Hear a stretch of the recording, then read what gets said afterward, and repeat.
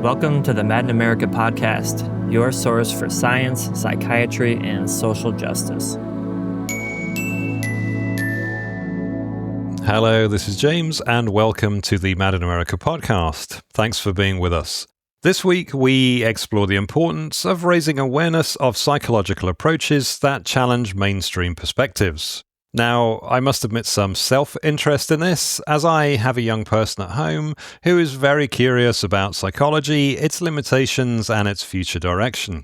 So, a shout out to Gemma, hello if you're listening, and a shout out to any aspiring psychologist who wants to know more about critical approaches. Joining me today are three people who are practicing clinical psychologists and who have written for Mad in America. Zenobia Morrill is a critical liberation psychologist and psychology professor who received her doctorate from the University of Massachusetts, Boston.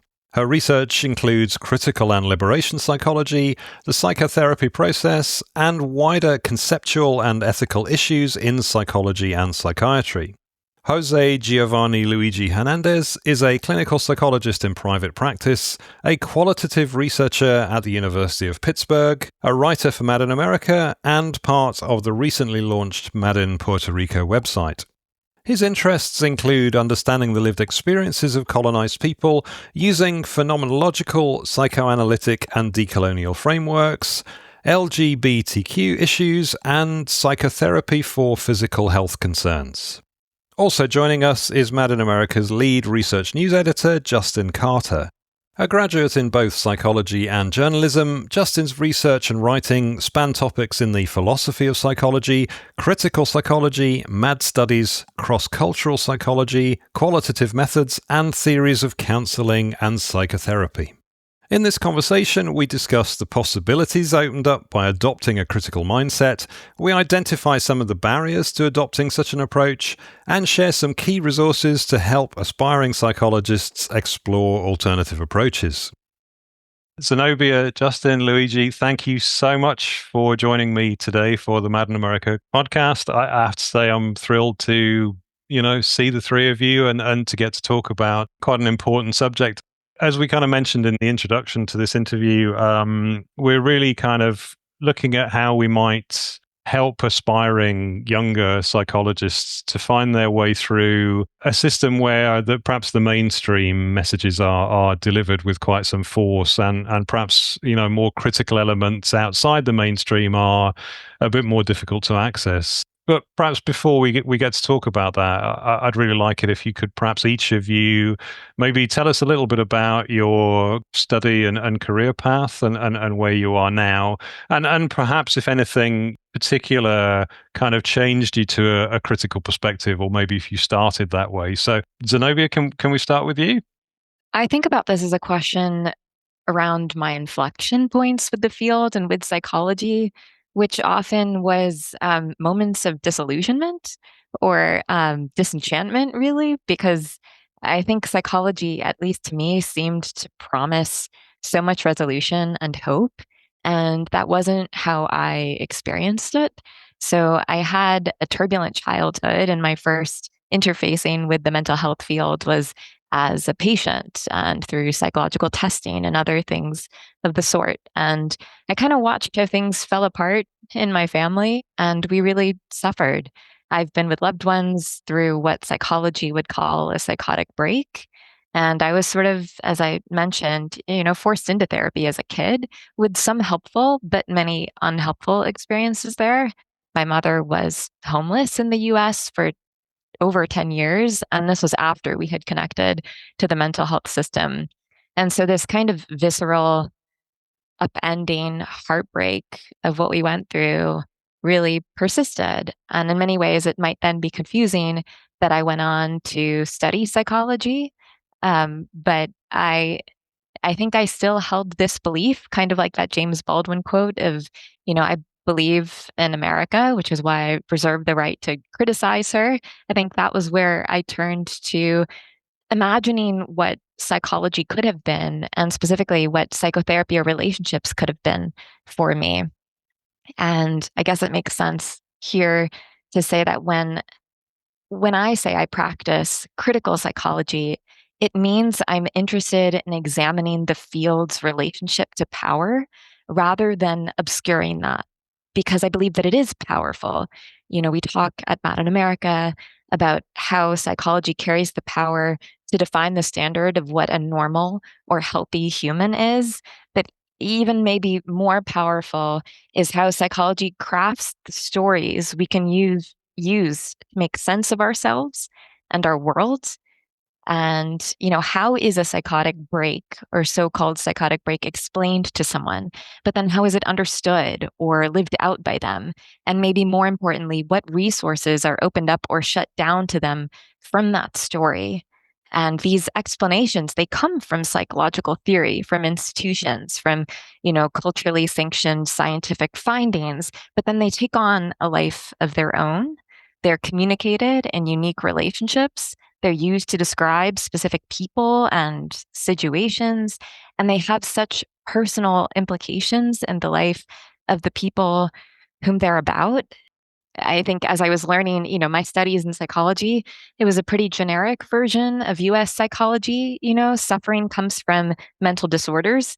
And with the right tools, we could observe and measure this disease that's at the root and then cure it with the right medication and neat intervention. And that was kind of the promise that this was almost a magical resolution. And maybe this is a crude recounting. I'm sure the biopsychosocial model was mentioned, but honestly, the psychosocial part was really not discussed. So when I had one of my first mental health jobs, I'll tell you at least one of these influential moments from the career perspective. We I was working in a residential treatment center for children diagnosed with behavioral disorders, and it became obvious to me very quickly that these kids were sent here because no one knew what to do with them. And the magnitude of their pain was so great. But the treatment was all about really behavioral control and incentivizing obedience, not addressing that. And I'm thinking, is this just a fancy way of scapegoating those most harmed by systems that are ill-equipped to support them? Or, disordered social systems, even, is that really where disorder could be located? And we were trained to use physical restraints. I'm watching 6-year-old, 9-year-old girls take antipsychotics, and it's just heartbreaking. And as a student or someone learning, or in training, or even as a patient, you're told to kind of trust the process. But that trust is such a luxury when the process is so very mystified and unsound and unsupported. And it really didn't feel like justice or resolution or any kind of solution to me. It felt like so much dispossession. And I just felt like institutionalization and psychology often gave these children and so many people, myself included, a story that alienated them from society and from humanity. So I went in, I guess, to study more privately kind of critical psychology and find mentorship in that and relationships that helped support this way of re-examining psychology's methods, theories, and practices. But it wasn't easy to do. I think there's often an element of alienation in doing that. And I always knew that I wanted to do therapy to some degree because I believed specifically in the idea that relationships could be healing, that they could unlock different kinds of experiences, and different stories of how we can be and how we can make sense of ourselves and our worlds. So for that reason, I stayed connected to clinical and counseling psychology, which enabled me to get my license and become a member of the APA and all these sort of institutions, powerful institutions in the US that play a role in, creating what psychology is today and what these stories are. That's really helpful. Thank you, Zenobia. It's fascinating to hear that people can have an experience either with psychology or even with psychiatry, and some people can run screaming from it, but other people think, no, there's something here I want to change, and I can only do that from within. And Luigi, can we come to you? Is that okay?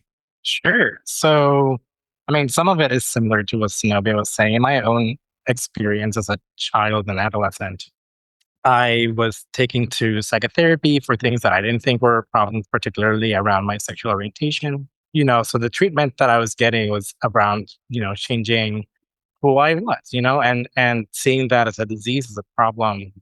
So I ended up studying psychology as an undergrad because I wanted to be the psychologist I didn't get for other people, right?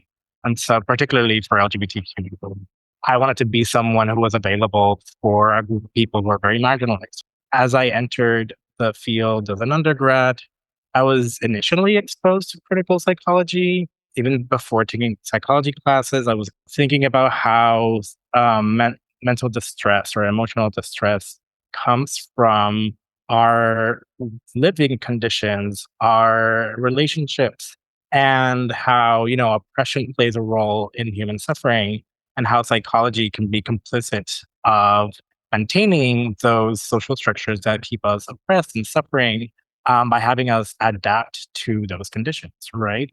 And so that was technically my whole undergrad education. I didn't get that exposed to mainstream psychology. So I decided that I wanted to learn a little bit more about mainstream psychology and mainstream science itself. And so I decided to do a master's of public health after that, with a concentration in, thinking about mental health per se and sexual health. And, a lot of things that I was exposed to things that were being criticized in my undergrad, and realizing that all of it was true. And so then I decided to go to another institution for my PhD in clinical psychology that had kind of a similar vision to my undergraduate program.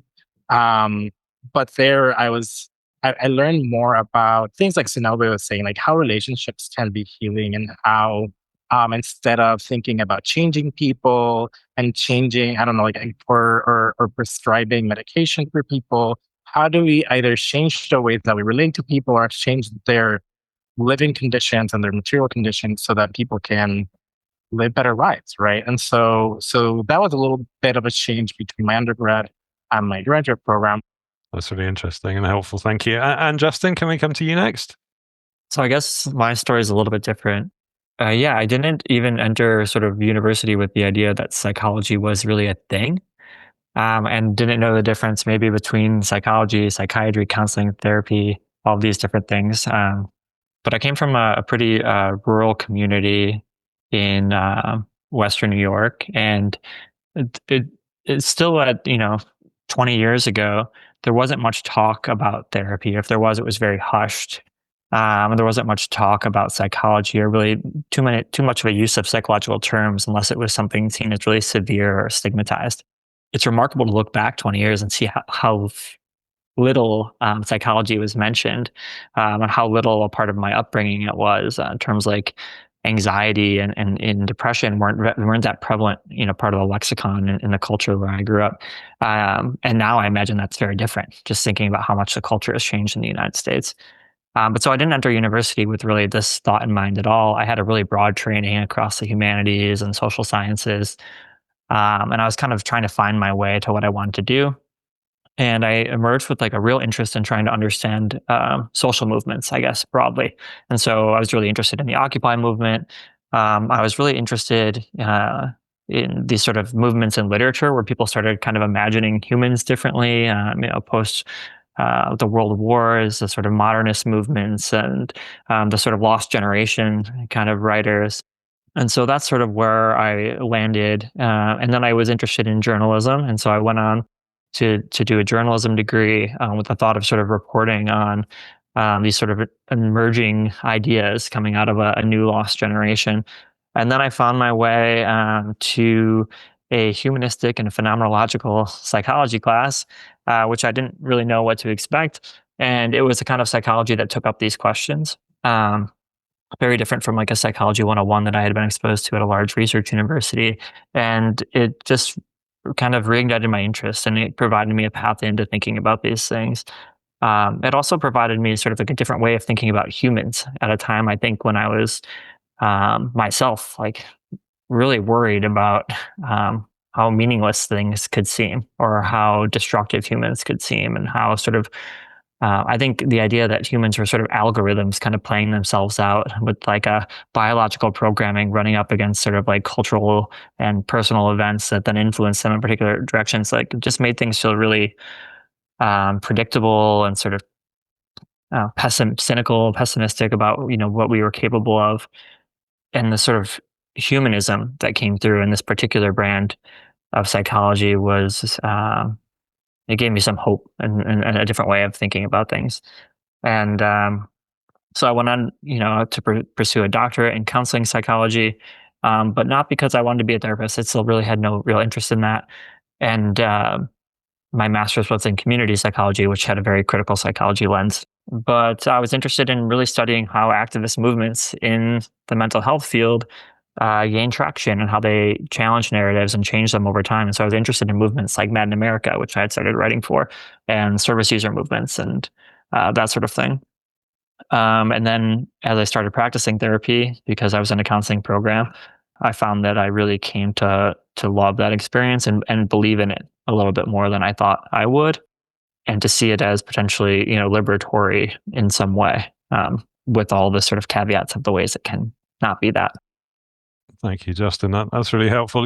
Hearing the three of you, it's really interesting that although you've come at this from very different perspectives, there's a kernel in all of you of kind of dissatisfaction with the status quo, or perhaps with how you were treated personally, or the way that the system was presented to you quite early on. So it's quite interesting to see how you've taken that dissatisfaction as a motivator to want to change things and want to do things differently. I think that's really healthy and really encouraging. So then, if we imagine that there are younger people out there interested in psychology, I guess my question is, what advice would you have for somebody who wanted to step outside of those really well-trodden paths and wanted to explore outside of the mainstream and learn about more novel or critical approaches? I think it might help to think about how you might advise somebody who came to you to ask that question, what advice you might give them. Years ago, when I was actually doing a podcast for Mad in America and interviewing China Mills, she said something that stuck with me. And there are all these questions we tend to have about alternative ways of doing psychology. And so I think I'd asked her something about alternatives to global mental health, or what kind of alternative approaches we could use. And she just said, alternatives have always existed. And I think it's worth remembering that psychology, or, psychology, psychiatry, psychotherapy, in their current form, they're not really the sole authority or resource we have to understanding the human experience or to humanity. There are so many stories within, outside of, and sometimes I say in between, because they're sort of in this liminal space around psychology, where we're writing in novels about people. Journalistic work, as Justin was speaking to in a moment, often is studying the history of people and how things have changed, and the stories we use to understand ourselves, and how that story shifts is fascinating. Something that I've been thinking about for a while, of like how to reach youth. And so I think what I want to encourage people, like especially youth, to do is to challenge the way in which they consume content. Because I would encourage people to read a book, to like maybe not to get their information from a TikTok, not to get their information from Instagram or Facebook or whatever it is that they're using, and to sit down with seminal texts.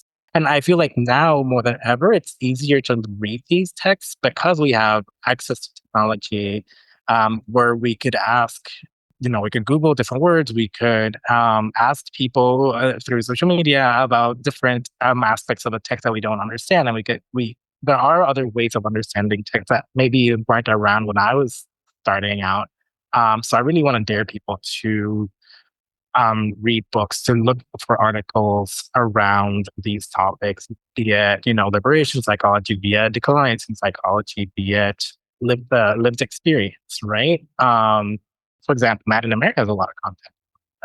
We have podcasts, we have videos, we have articles, but there are other forms of content out there that can be pretty exhaustive, right? And so my kind of concern is often, like, even though I do think that there is information out there, and like or shorter information out there, that won't be enough for people to really understand the complexity of what's critical in psychology or alternatives to mainstream.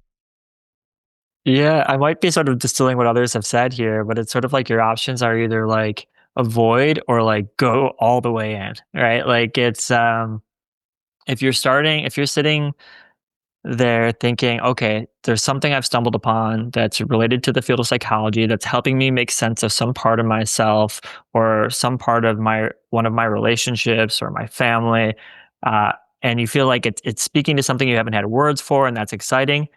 Um, Either you can turn away from that concept because it's likely to be limited and be missing large parts of your experience, and instead turn towards literature or history or sociology or philosophy or something.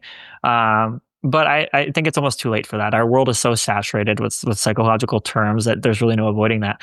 So then, if you're going to go in, I want to encourage people to like really then investigate that term, like both like what does it mean, what is the history of that term, who started using it and when, in what context does it seem to flourish, and in what context does it seem to not be relevant for people, but also like what does it mean to you, and like why, why for you is that particular term making something visible or tangible that otherwise you haven't been able to communicate to yourself or to other people. And then after you see the benefit, then also ask yourself like what part of myself is missing in this explanation. What doesn't it capture? What does it make maybe a little too tidy, which I know in the back of my mind is a little bit more messy than that. And then to challenge themselves to think through sort of what the limitations are for them and their identity and how they're conceptualizing themselves. I think that's probably the path in. And once you do that, then you'll start to see that for all the other concepts too, both their utility, their historical contingency, sort of like why they were made the way that they were, and when. And then where they fall short of capturing the sort of messiness and complexity of human consciousness and our relational experiences with one another. I was wondering what it feels like to be someone who works from a critical perspective or has a critical mindset. How does it feel to have to kind of collude with a mainstream system that you might not necessarily agree with? I mean, as a silly example, diagnostic codes and billing codes. So, for an insurance company to pay, they have to have the right code and whatever else. You might not think that is right for the person that you're helping. So, how does it feel to be working within the constraints of a system you might not necessarily fully be brought into? So I actually started private practice about a month ago. And I didn't realize I was going to face those challenges so quickly. And one of the things that has been kind of messy in that process is precisely what, I don't like using diagnoses. I don't necessarily explain people suffering through these labels or these diagnoses. And so whenever I have to use one so that my patients can receive treatment, it becomes messy because then, I'm saying one thing, right, when I'm explaining to my patient how I work, and then suddenly we're using this thing that is not coherent with what I'm saying. And so I always end up having a conversation around why I've used the diagnostic criteria or like the diagnosis so that they can get treatment, but at the same time that I am trying to simply work around their economic well-being so that they can get the treatment covered by their health insurance, but that I don't necessarily understand the problem stemming from mental illness or these diagnoses. And so it can become awkward. It can become, at times it can be problematic in the sense that sometimes patients are also kind of already identified with that label. And then having that conversation can kind of have a rupture in the relationship with me as a therapist. But as time goes on, and then I have to work on rebuilding trust and understanding between me and my patient. So it can have all these different consequences on our work that might have not occurred if we weren't forced to use diagnoses. And I think the part that most scares me is I've never had to hospitalize someone, but I know that I am legally bound to do so if someone is a threat to themselves or others. And I've been in situations where patients have been thinking about, self-harming, and we just work through it in therapy. But if it can't be worked through, then I feel like legally obligated to maybe puts in in a psychiatric hospital, and I don't want to have to do that to anyone. So these ethical dilemmas not just impact therapy, but it actually impacts me, at least personally, in terms of how I feel about the work that I'm doing. But at the same time, I know that there's not a lot of people like us in the field. And so not a lot of people are looking for therapists like us. Yeah, absolutely. Well, I'm absolutely convinced, Luigi, that the best psychologists are those that actually think to themselves, what I do each day could be harmful to people if I don't really think carefully about how I work with someone and how I use the system for their benefit. That's something that, struck me about what Luigi was saying, what I shared earlier, and often as a professor, what my students might say about what drove them to pursue psychology is that they want to be for someone what they didn't have. So with every, you know, credentialing or, professional stamp of approval is a little bit more power to use in the field to do it differently if that's what we're interested in doing. So it's all an opportunity to form different stories, to form different kinds of relationships, hopefully ones that are more just, more collaborative, and ones that, I think one of the biggest blunders of psychology is to not only be uplifting so many specific values, like Justin was saying, to be cautious of, a narrative about the human experience that's derived out of expedience or something reductive, or where we're missing messy parts of our humanity that may promise some kind of magical solution that, obfuscates the realities of our lives. Psychology not only falters in being so value laden, but then it conceals that and says, this is objective, this is a pure science, and it's not influenced by these political forces. So, one of the things I think about when practicing or trying to theorize psychology or the human experience differently is how not to conceal or mystify the values that I think are at the heart, to think about what mainstream, you could say, psychology does to sort of focus in on the individual, feign, an objective, one narrative fits all, and then not consider something else or not practice a kind of humility around that. So I think when you, as Luigi was describing, develop an understanding of what's happening and the meaning of what's happening for a person with them, it is a fundamentally different shift from explaining to someone what is going on or simply saying, I have to enforce this thing because I'll be liable if I don't, without giving someone really robust, informed consent about here's where I'm constrained. Here are the limits of this experience we're having together. You should know in advance. Here's where I might act. Here's how I can, resist that. And here's where I can't. They should be able to know the limits of psychology and, the mental health field. Yeah, I really like the idea of finding your way together through an imperfect system. That sounds to me a good and positive thing rather than a paternalistic, these 5 steps are written down and we're going to follow them and that'll be the end of it. I think I would add that like the risk of having a critical perspective in the field, both like as an academic and as a clinician, is like sort of chronic exhaustion, uh, and the risk that that poses, right? Like when you're exhausted, sort of in the academic way or in the journalistic way, um, of sort of beating the drum against sort of like a narrow biomedical narrative or something like that. There's a risk in being sort of uncritical of everything that's critical, of being like, here's another alternative perspective.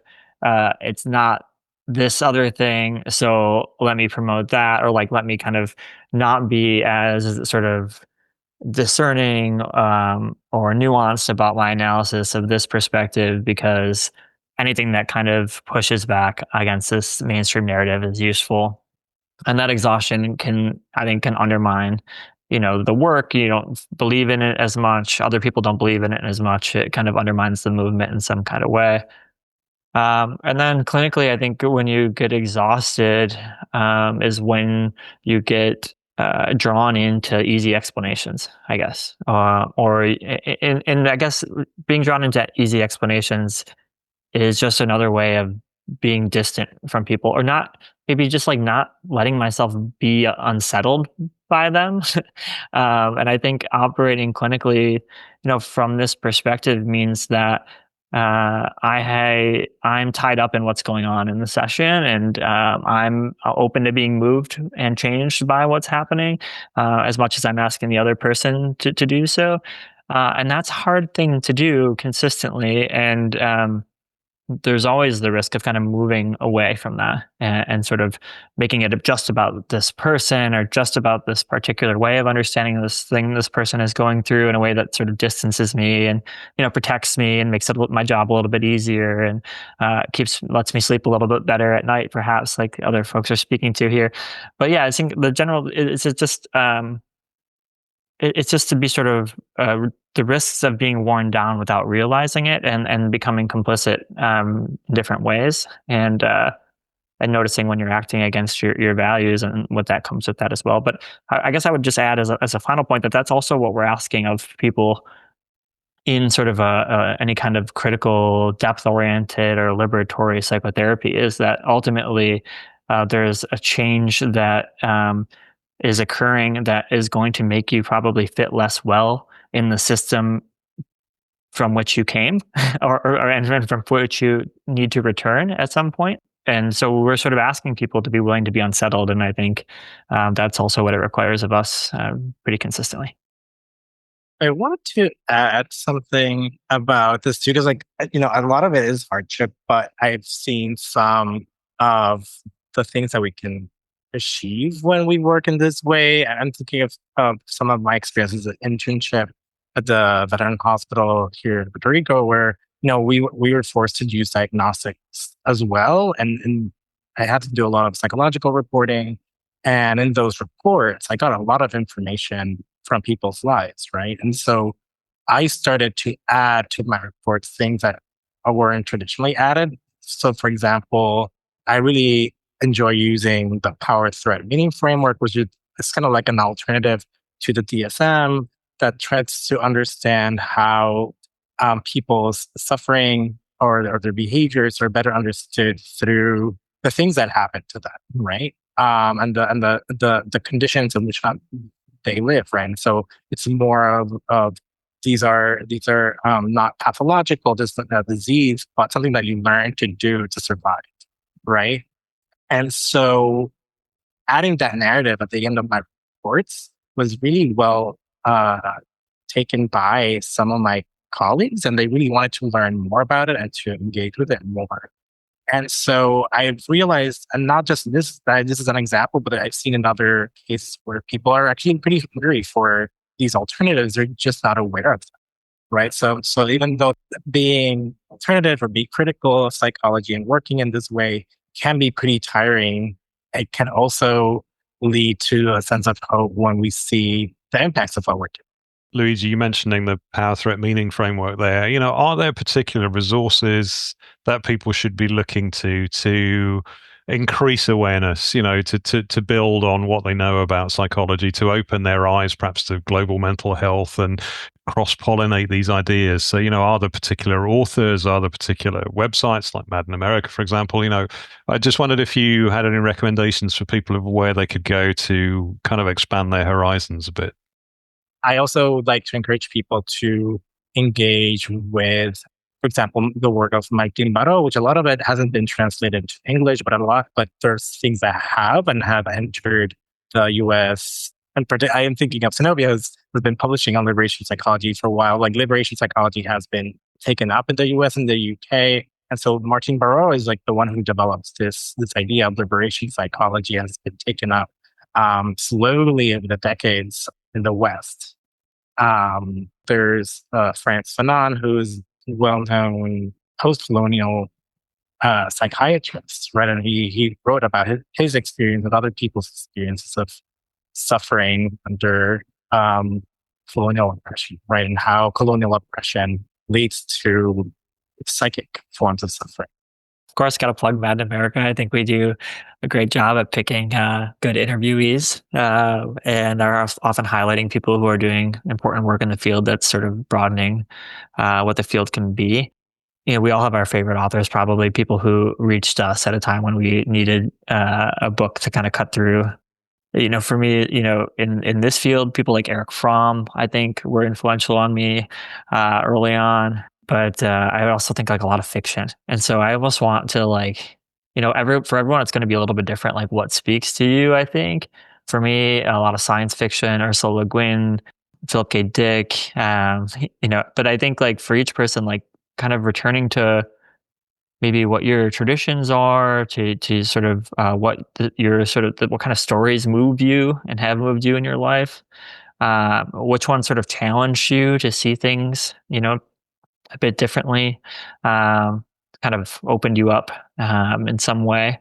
I would encourage people to kind of return to those stories. And then, if you're holding, close to your heart, a particular sort of construct at that moment, as we all are sort of offered them constantly by social media or sort of the culture at large. If you're holding a psychological construct closely and are attached to it, see if it, maybe you can apply it to yourself, and it's easier to kind of apply, not see what's missing, but apply it to one of your favorite characters.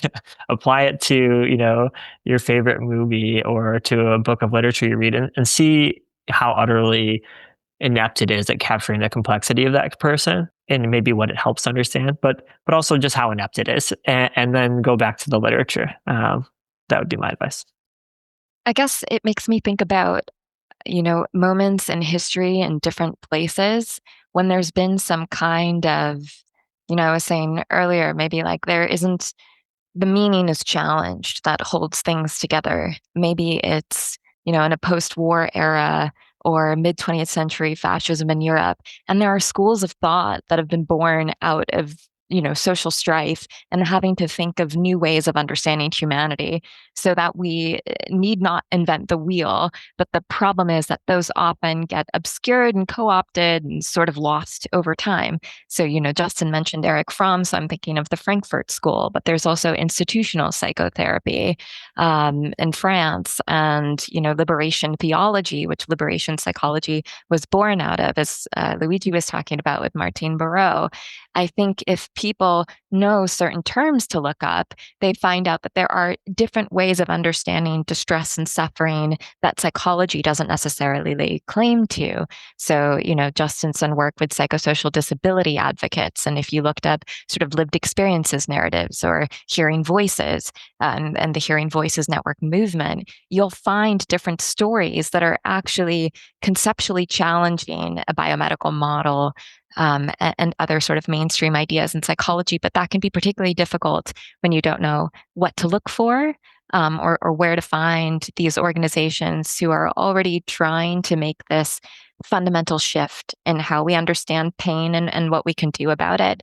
So, obviously, Mad in America, I think about IDA, the Institute for the Development of Human Arts in New York, and they have a transformative mental health curriculum.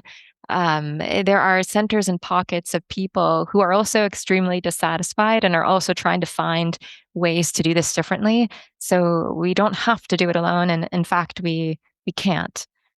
Yeah, absolutely. Thank you.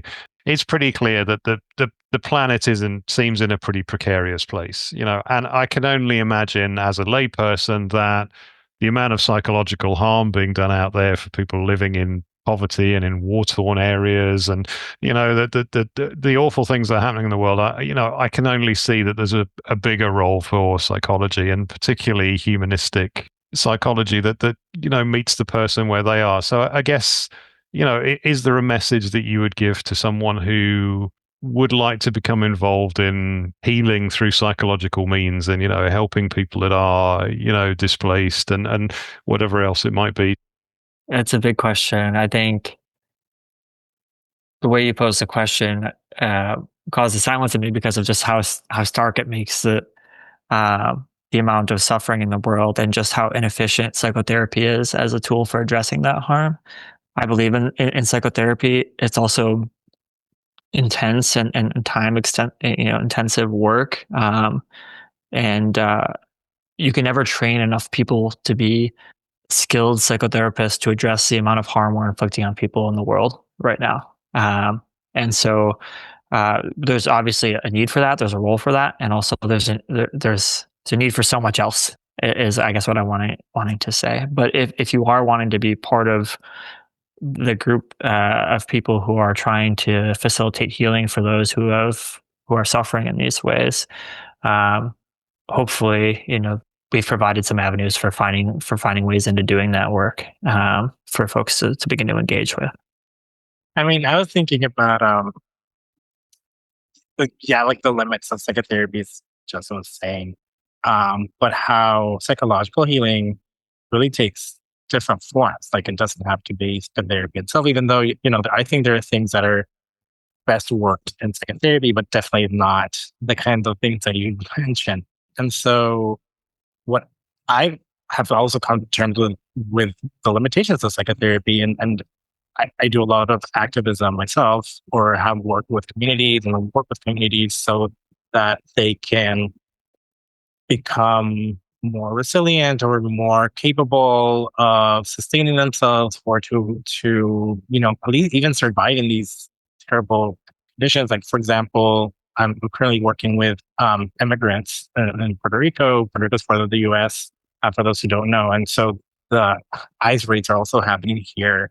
And so there we do have psychological services for these immigrants, but they are too afraid to leave their house. And so a lot of the things that the organization that I work with does is to bring food to these people to their houses, because they don't even leave their house to get food, right? And so even though we're not, changing fascism, we're at least allowing them to live another day by, being there, or providing protection to this community in some ways. And so to become involved is a way of psychological healing.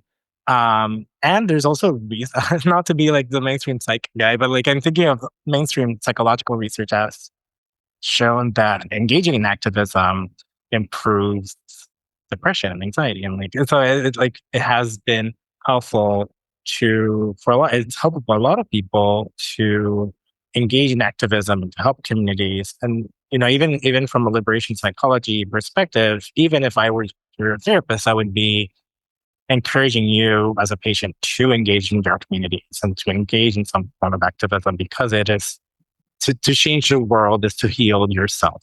Something I'm hearing across the three of us is that psychotherapy is one way, but it's not enough, and it poses these risks, right? That it is an institution in addition to being a relationship, and that in and of itself means it can produce new forms, new symptoms, new types of alienation, and that's very real. So I think what we're speaking to, it makes me think about our accountability to each other and to humanity.